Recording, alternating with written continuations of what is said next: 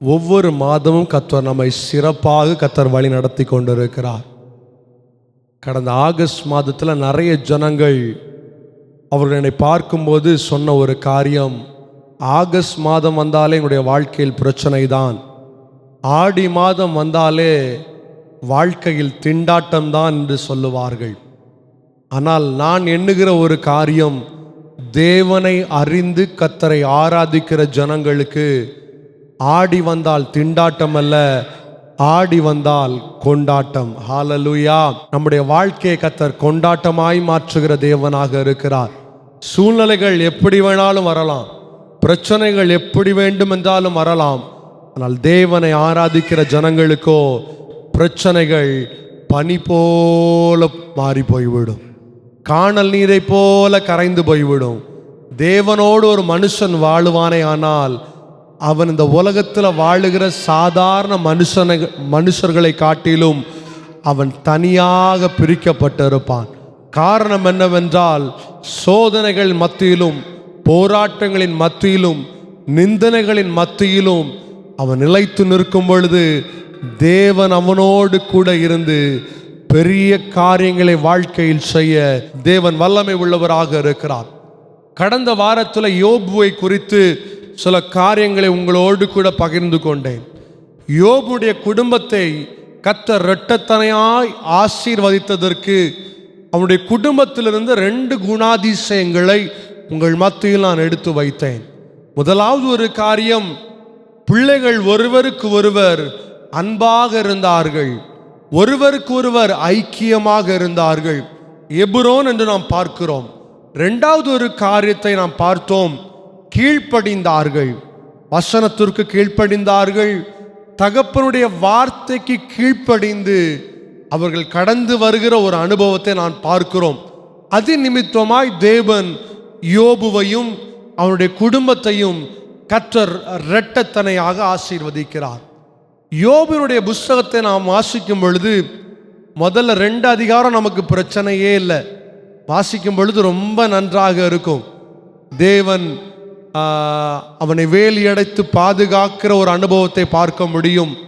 சாத்தான் தேவனுடைய சமூகத்தில் வந்து கேட்கிற ஒரு அனுபவம், எனக்கு எப்படியாவது அவனை தொடுவதற்கு ஒரு வாய்ப்பை கொடுமப்பா என்று கேட்கிற ஒரு அனுபவத்தை நாம் பார்க்கிறோம். ஆனால் இந்த 3ஆம் அதிகாரம் 4ஆம் அதிகாரம் நாம் வரும் பொழுது, அதிலிருந்து கடைசி அதிகாரம் வரைக்கும் வரும் பொழுது ஒரே ஒரு காரியத்தை மாத்திரம்தான் பார்க்க முடிகிறது. என்ன தெரியுமா? ஒரு புலம்பலின் அதிகாரமாக இருக்கிறது. யோபு அவன் கஷ்டப்படுகிற ஒரு அனுபவம், அவன் நொறுக்கப்படுகிற ஒரு அனுபவம், பிரச்சனைக்குள்ளே கடந்து செல்லுகிற ஒரு அனுபவம். நாம் நிறைய நேரத்தில் நம்ம நினைக்கிறோம், என் வாழ்க்கையில் ஆரம்பம் ரொம்ப நல்லா இருந்துச்சு, என் பிள்ளைகளுடைய வாழ்க்கையின் ஆரம்பம், அவருடைய திருமண வாழ்க்கை ஆரம்பத்தில் நல்லா இருந்துச்சு, என்ன ஆனதென்று தெரியவில்லை. திடீரென்று குடும்பத்தில் பிரச்சனை, திடீரென்று வாழ்க்கையில் பிரச்சனை. இன்னைக்கு பிள்ளைகள் பிரிக்கப்பட்டிருக்கிறார்கள், குடும்பம் சிதறடிக்கப்பட்டிருக்கிறது. என்ன செய்வதென்று தெரியவில்லை, எங்கே ஓடுவதென்று தெரியவில்லை. உடைந்து போன சூழ்நிலையில் நாங்கள் வாழ்ந்து கொண்டிருக்கிறோம். யோபுடைய வாழ்க்கையில் ஆரம்பம் நன்றாக இருந்தது. ஆரம்ப சாப்டர்லாம் வாசிக்கும் பொழுது, ஆரம்ப அதிகாரங்களிலே வாசிக்கும் பொழுது, யோபுவை குறித்து வாசிக்கும் பொழுது, அவன் நீதி உள்ளவன், விசுவாசமாய் நடந்தவன், தேவனுக்கு பிரியமாய் நடந்தவன்.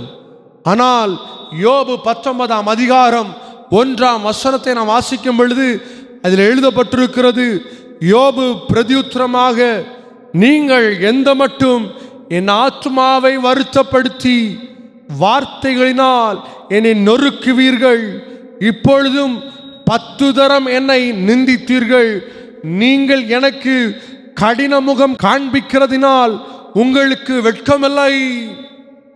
எந்த மட்டும் என் ஆத்துமாவை வருத்தப்படுத்துவீர்கள். யோபுவை அவருடைய நண்பர்கள் பார்க்க வருகிறார்கள். நம்ம பார்த்துருப்போம், நம்ம சின்ன ஒரு வியாதியில் மாட்டிக்கிட்டோம் அப்படின்னா, ஒரு பிரச்சனையில் மாட்டிக்கிட்டோம் அப்படின்னா 4 பேர் வருவாங்க. வந்து 2 பேர் நல்ல வார்த்தையை சொன்னாலும் அடுத்த 2 பேர் சொல்லுவாங்க, நீ இப்படி செஞ்சனால தான் உன் வாழ்க்கையில் பிரச்சனை, நீ அப்படி நடந்தனால தான் உன் வாழ்க்கையில பிரச்சனை, நீ இங்க போனனால தான் உனக்கு பிரச்சனை, அங்க நீ அந்த காரியத்தை செஞ்சனால தான் உன் வாழ்க்கை இன்னைக்கு உடைக்கப்பட்டிருக்குது. யோபுடைய வாழ்க்கை நல்ல ஆஸ்தி அந்தஸ்தோடு வாழுகிறார். ஆனால் ஒரு நாள் சாத்தான் அவனை தொட்ட பிரகாரமாய் தன்னுடைய வாழ்க்கை நிலை குலைந்து போகிறது, சுக்குநூறாக உடைக்கப்படுகிறது, நிலையற்று போகிறான், உடைக்கப்பட்ட ஒரு அனுபவத்திற்குள்ளே கடந்து போகிறான்.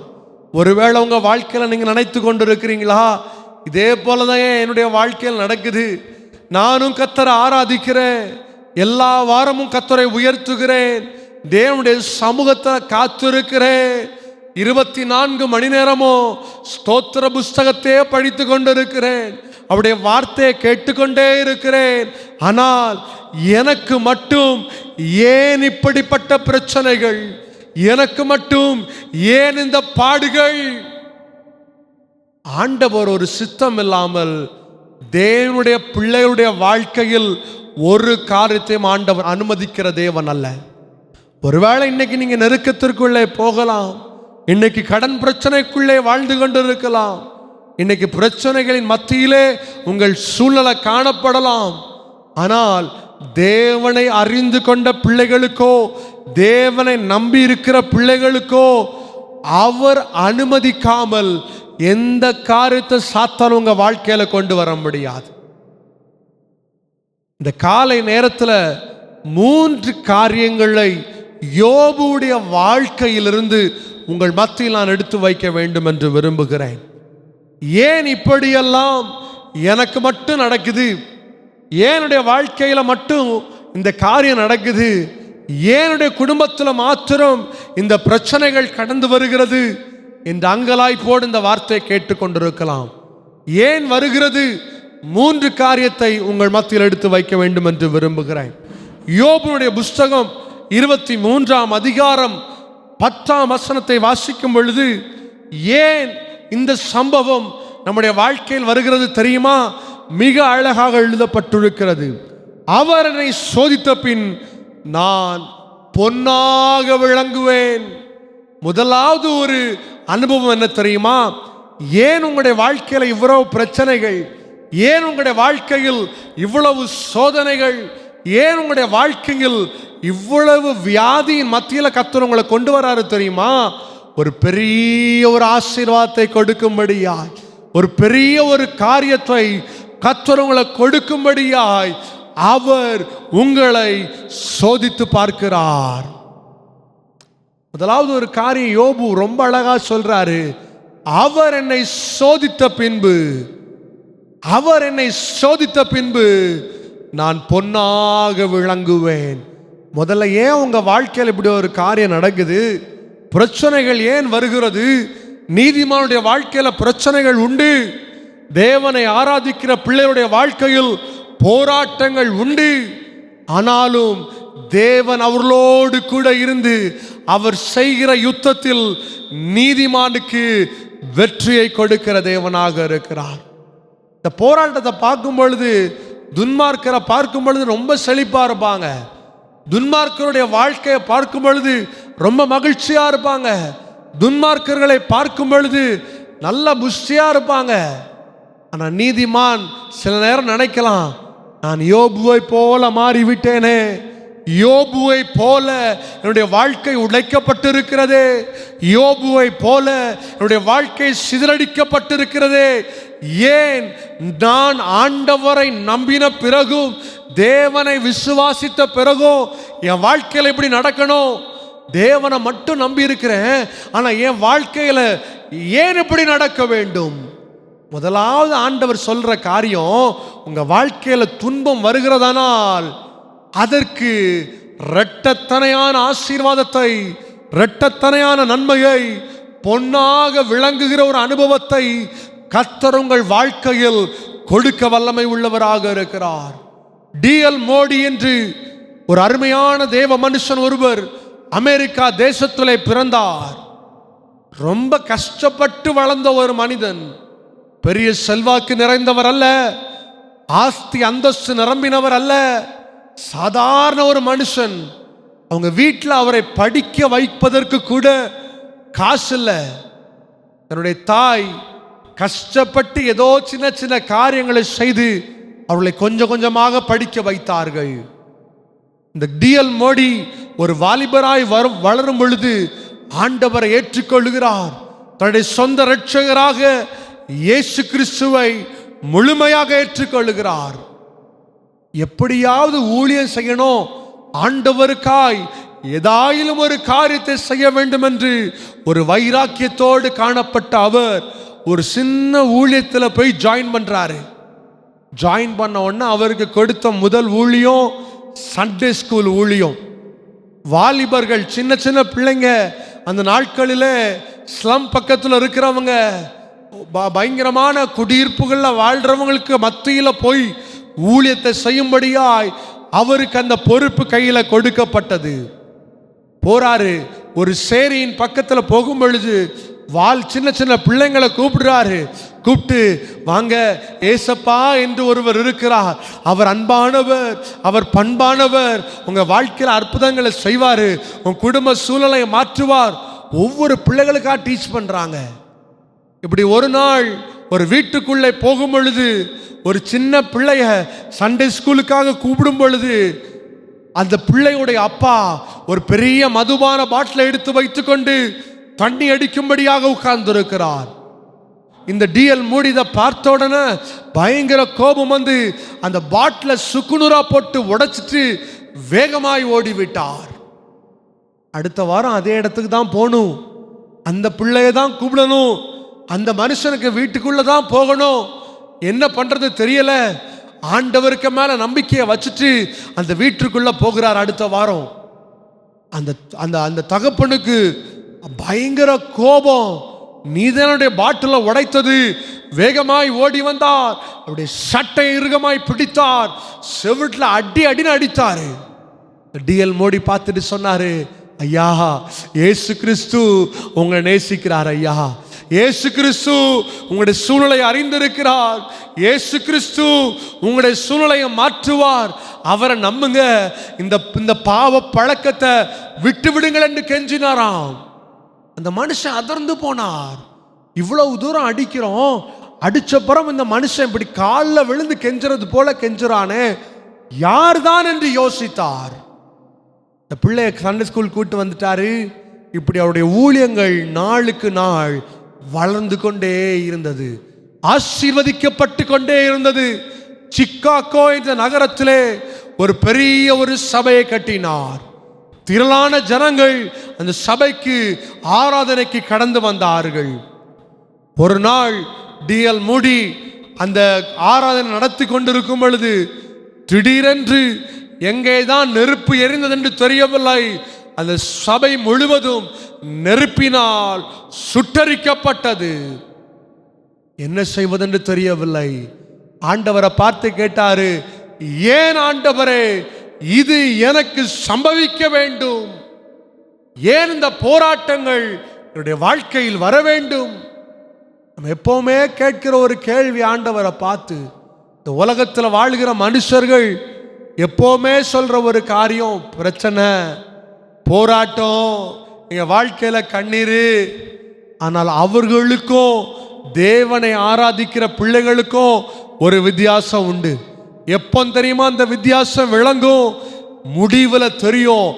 ஆரம்பம் அற்பமாக இருக்கலாம், ஆனால் முடிவில் ஆண்டவர் நம்முடைய வாழ்க்கையை சம்பூர்ணமாய் மாற்றுகிற தேவனாக இருக்கிறார். பிள்ளைகள் ஆசீர்வதிக்கிற தேவனாக இருக்கிறார். ஒருவன் தேவனுக்கு ஊழியம் செய்வானே ஆனால், தேவனுக்கு பிரியமாய் நடப்பானே ஆனால், தேவன் விரும்பப்படுகிற வாழ்க்கையை வாழ்வானே ஆனால், பிள்ளைகளின் மேல ஆசீர்வாதத்தை தேவன் வைக்கிற தேவனாக இருக்கிறார். டிஎல் மூடி ஆண்டவரை பார்த்து கேட்கிறார், ஏன் இது என்னுடைய வாழ்க்கையில் சம்பவிக்க வேண்டும்?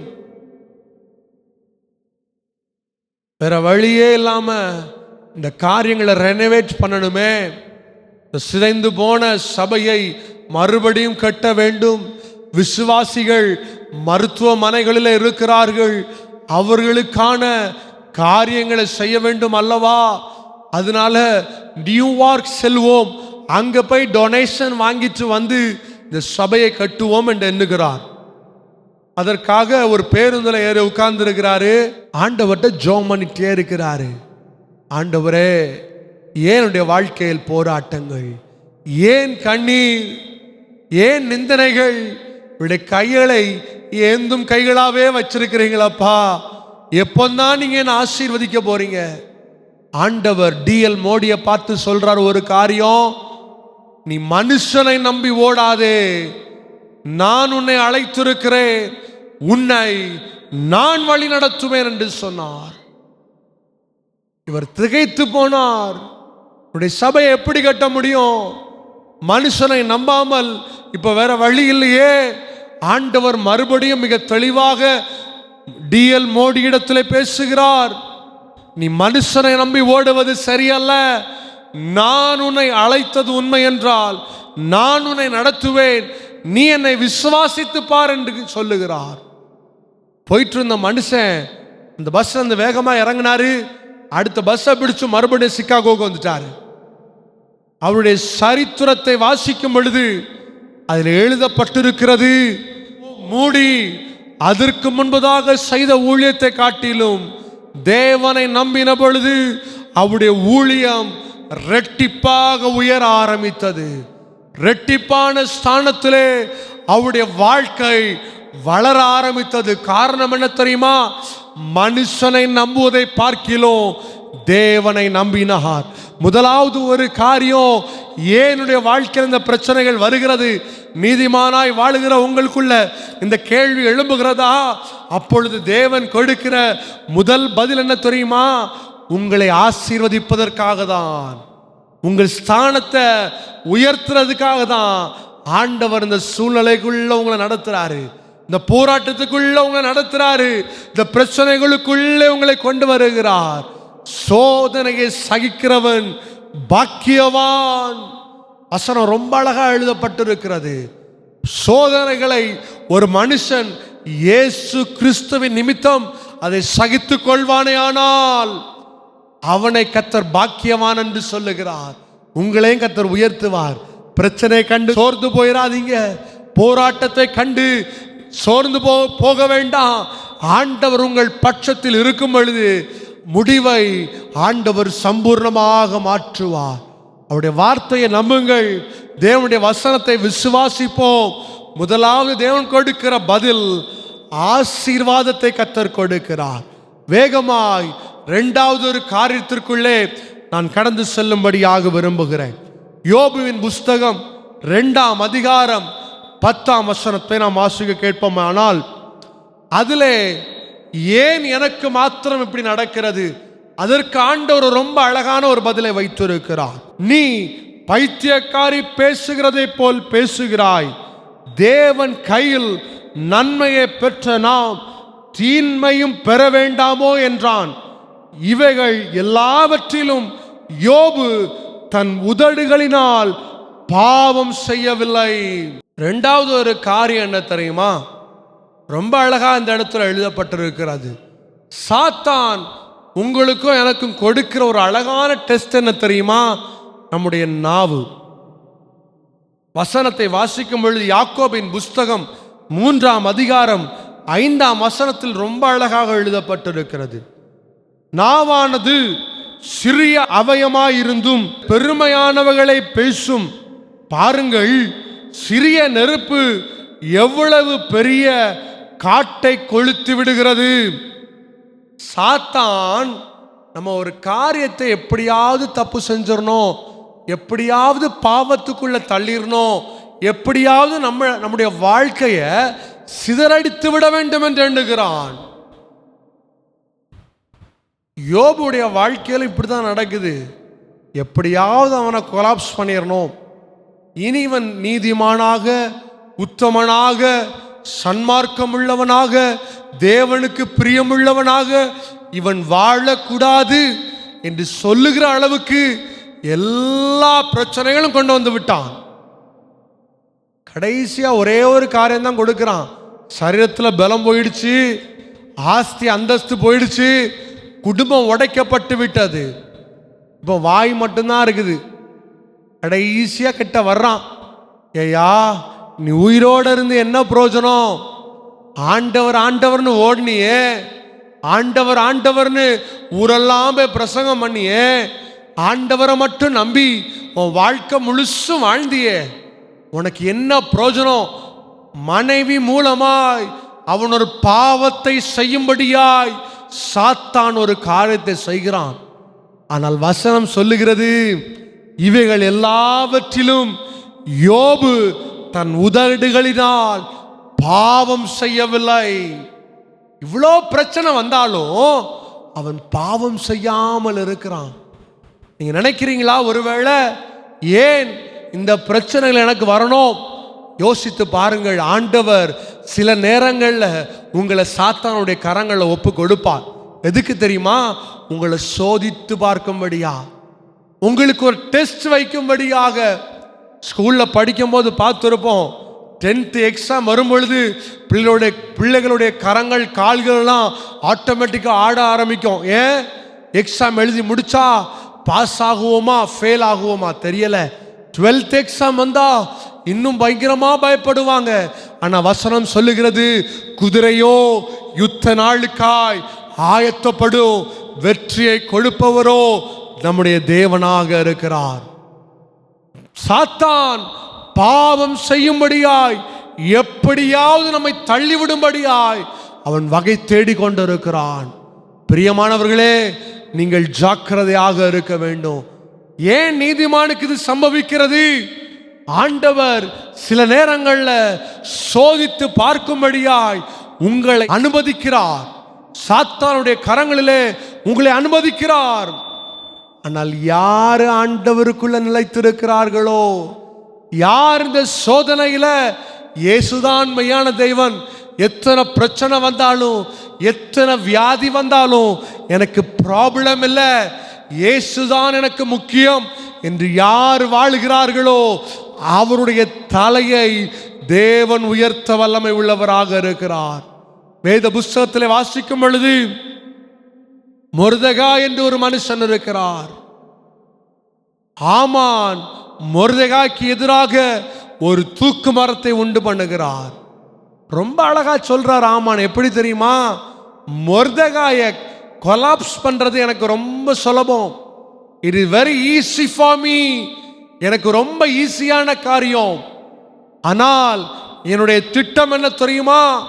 அத்தனை யூத ஜனங்களையும் இஸ்ரவேல் ஜனங்களையும் நான் அழித்து விடுவேன் என்று திட்டம் தீட்டுகிறான். இவனுக்கு எத்தனையோ போராட்டங்கள் வருகிறது, மொர்தெகாய்க்கு எதிராய் எத்தனையோ பிரச்சனைகள் வருகிறது. ஆனால் மொர்தெகாய் நிலைத்து நிற்கிறான். நான் ஆராதிக்கிற தேவன் நேற்றும் இன்றும் நாளை என்றும் மாறாதவராக இருக்கிறார். நடந்த காரியம் என்ன? வேத புஸ்தகம் மிக அழகாக சொல்லுகிறது. ஆமான் மொர்தெகாய்க்கு ஒரு தூக்கு மரத்தை கெட்டுகிறான். ஆனால் எதை செய்தானோ அதிலேயே ஆண்டவர் கொண்டு உட்கார வச்சுட்டாரு. இன்னைக்கு உங்களுக்கு எதிராய் எதிரிகள் எழும்பி இருக்கலாம். துன்மார்க்கமானவர்கள் உங்களுக்கு எதிராய் பல காரியங்களை செய்து கொண்டிருக்கலாம். எனக்கு அருமையான தேவ பிள்ளைகளே, நீதிமானுக்கு தேவன் துணையாக இருக்கிறார். சில சமயங்களில் சாத்தானுடைய கரங்களில் உங்களை ஒப்பு கொடுக்கிறாரே, ஆனால் கவனமாக இருங்கள். ஏதோ ஒரு பெரிய ஆசீர்வாதத்தை ஆண்டவர் உங்க கரத்தில் கர்த்தர் வைத்திருக்கிறார். இவ்வளவு நாளும் நான் எவ்வளவோ முயற்சி பண்ணி பார்க்கிறேன், என் வாழ்க்கையில் ஆசீர்வாதம் இல்லையே. இவ்வளவு நாளும் எத்தனையோ மருத்துவமனைகளில் ஏறி இறங்குகிறேன், என்னுடைய வாழ்க்கையில் ஒரு ஆசீர்வாதத்தை காண முடியவில்லையே. ஆண்டவர் சில சமயங்களில் வாசல்களை அடைத்து வைக்கிறார். உங்களை சிலரை சோதிக்கும்படியாய் சில காரியங்களை அடைத்து வைத்திருக்கிறார். நிலைத்து நிற்பவனுக்கு பெரிய ஆசீர்வாதத்தை கொடுக்கிறார். நிலைத்திருப்பவர்களுக்கு இந்த உலகம் திரும்பி பார்க்கிற அளவிற்கு அவன் தலையை தேவன் உயர்த்துகிற தேவனாக இருக்கிறார். வாழ்க்கையில கண்ணீரோடு இந்த வார்த்தையை கேட்டுக்கொண்டு இருக்கிறீங்களா? வாழ்க்கையில பிரச்சனையோடு ஏன் இந்த காரியம் உடைய வாழ்க்கையில் சம்பவிக்க வேண்டும். ஏன் இந்த பிரச்சனை என்னுடைய வாழ்க்கையில் வர வேண்டும்? நான் தேவனை எவ்வளவு ஆராதிக்கிறேன், தேவனை எவ்வளவு உயர்த்துகிறேன், தேவனுடைய நாமத்தை எவ்வளவு உயர்த்துகிறேன், என்னுடைய வாழ்க்கையில் வர வேண்டும்? ஆண்டவர் சில நேரங்களில் ஒப்பு கொடுக்கிறார். சாத்தானுடைய கரங்களில், பயங்கரமான கரங்களில் உங்களை ஒப்பு கொடுக்கிறார். தாவீதை கோலியாத்தினுடைய கரங்களில் ஒப்பு கொடுத்தார். ஆனால் வெற்றியை தாவீதுக்கு கொடுத்தார். கோலியாத் பயங்கரமா சொல்லலாம், வாயினால தன்னை பெருமைப்படுத்தலாம். நான் யாரு தெரியுமா, எப்படிப்பட்டவன் தெரியுமா, எத்தனை பேரை கொண்டு இருக்கிறேன், நீ எல்லாம் ஆஃப்டர் ஆல் ஒரு சாதாரண ஆடு மேய்க்கிற பய, நீ எப்படியா என்ன மேற்கொள்ள முடியும்? கெட்சிக்கிற சிங்கத்தை போல வாயினால் தன்னை மேன்மை பாராட்டி கொண்டிருக்கிறான். ஆனால் சின்ன தாவீது, நீ எவ்வளவு பெரிய ஆளா இருந்தாலும் பரவாயில்லடா, நீ எத்தனை பிரச்சனை கொண்டு வந்தாலும் பரவாயில்ல, என்னை குறித்து கேவலமா பேசினாலும் பரவாயில்ல, எனக்குள்ள இருக்கிற தேவன் முடிவில் வெற்றியை கொடுக்கிற தேவனாக இருக்கிறார், முடிவில் சம்பூர்ணத்தை கொடுக்கிற தேவனாக இருக்கிறார். நடந்த காரியம் என்ன? சாதாரண ஒரு கவுனு, சாதாரண ஒரு கல்லு, பட்டயம் அல்ல, கத்தி இல்ல, அருவாள் இல்ல, ஒன்றும் இல்ல, எறிறான். தேவனுடைய பலத்தோடு காரியத்தை செய்கிறான், வெற்றியை பெற்று கொண்டான். யோபுடைய வாழ்க்கையில இரண்டாவதாக ஒரு காரியம், நாவை அடக்கி கொண்டான். இன்னைக்கு கிறிஸ்தவ ஜனங்களுக்குள்ள இருக்கிற ஒரு முக்கியமான ஒரு காரியம் என்ன தெரியுமா? நாவை அடக்க முடியவில்லை. பேசுகிற பேச்சு நல்லா தான் இருக்குது, ஆனா வாழுகிற வாழ்க்கை தலைகீழ இருக்கும். அவங்க பேச்செல்லாம் பார்க்கும் பொழுது நல்லா தான் இருக்குது. இன்னைக்கு பெந்தேகோஸ்து கிறிஸ்தவர்கள் என்று தன்னைத்தான் பெருமை பாராட்டி கொண்டிருக்கிறீர்களே, தேவனுடைய வருகை சமீபமாக இருக்கிறது, ஜாக்கிரதையாக இருங்கள். உங்களுடைய பேச்சில் தேவனை காட்ட வேண்டாம், செய்கையில தேவனை காட்டுங்கள். உங்க பேச்சில், உங்க உடையில, நீங்க போற சபையில ஆண்டவரை காட்ட வேண்டாம், உங்க வாழ்க்கையில ஆண்டவரை காட்ட வேண்டும். கிறிஸ்தவன் என்பது பேச்சிலையும் உடையிலையும் அல்ல. கிறிஸ்தவ வாழ்க்கை ஒருத்தன் வாழ்வானே ஆனால் அந்த வாழ்க்கை மூலமாக நாம் அறிந்து கொள்ள முடியும், கிறிஸ்துவை உடையவன் இவன் தான். எனக்கு அருமையான தேவ பிள்ளைகளே, சாத்தான் இந்த கடைசி நாட்களிலே உங்க வாயை நல்ல ஒரு பொருளாக அவன் யூஸ் பண்ணி கொண்டிருக்கிறான். பாவம் செய்கிற ஒரு கருவியாக அவன் யூஸ் பண்ணி கொண்டிருக்கிறான். ஜாக்கிரதையாக இருங்கள், வாயில கவனமாக இருங்க, பேசுற பேச்சு கவனமா இருக்கணும். ஆண்டவரை பார்த்து கேளுங்க, தகப்பனே நான் பேசுகிற வார்த்தை சரிதானா ராஜா? நான் பேசுகிற வார்த்தை உமக்கு பிரியமுள்ள வார்த்தை தானா? நான் பேசுகிற காரியம் நீர் விரும்புகிற வார்த்தை தானா? கேட்டு பாருங்கள். ஆண்டவர் உங்களை உயர்த்த வல்லமை உள்ள தேவனாக இருக்கிறார். மூன்றாவது ஒரு காரியத்தை சொல்லி நான் உங்களுக்காக ஜெபம் செய்ய வேண்டும் என்று விரும்புகிறேன்.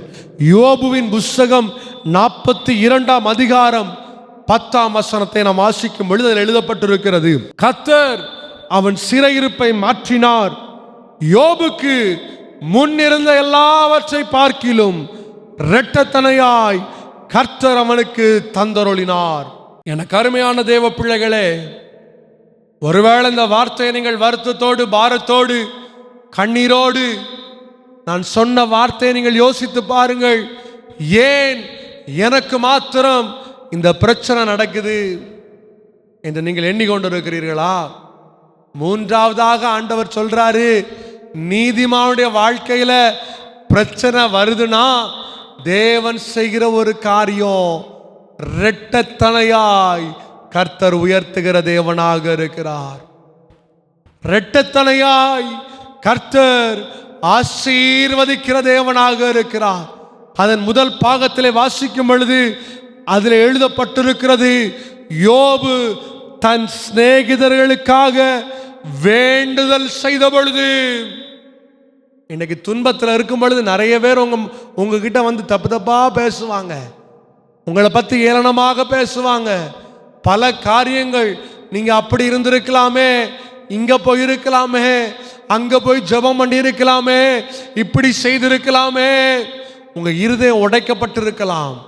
நீங்க சொல்லுங்க, ஆண்டவரே இவங்களை ஆசீர்வதிங்கப்பா, இந்த பிள்ளைகளை ஆசீர்வதிங்க, இந்த ஜனங்களை ஆசீர்வதிங்க, நெருக்கங்களை மாற்றுங்க, போராட்டங்களை மாற்றுங்க. ஜெபித்து பாருங்கள்.